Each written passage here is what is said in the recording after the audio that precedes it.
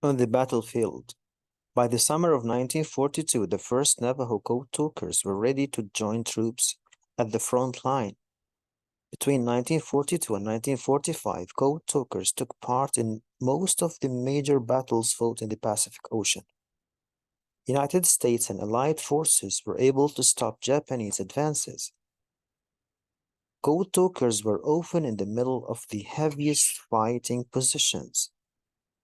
They carried their bulky radios and set them up while under intense fire from the enemy. They reported the location of enemy forces, sent word on the progress of Allied forces, and made requests for reinforcements.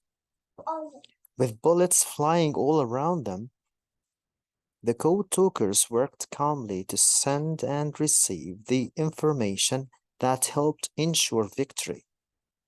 Often they worked in foxholes or shallow trenches they dug for protection from enemy fire.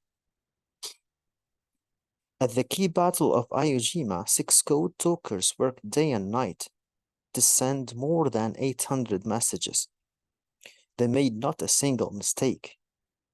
Later, Marine Major Howard Connor said, "Were it not for the Navajo, the Marines would never have taken Iwo Jima." Back home, the code worked exactly as the Marines had hoped. When the enemy was able to listen on American radio conversations, they failed to understand anything being said. All they heard were noise that sounded like no language they knew. The Japanese never broke the Navajo code. Japan's surrender in 1945 brought an end to the fighting in the Pacific Ocean. The work of the code talkers was complete. Of the 400 or so Navajos who served as code talkers, 13 had died in action. At the end of the work, the survivors were instructed not to talk about their jobs. The Marines wanted to keep the Navajo code a secret in case it had to be used again in future conflicts.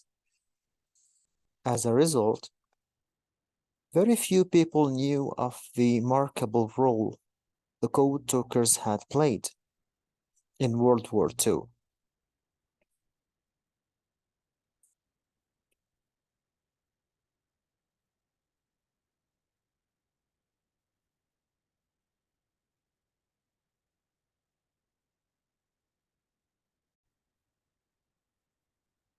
They received no special recognitions or honors.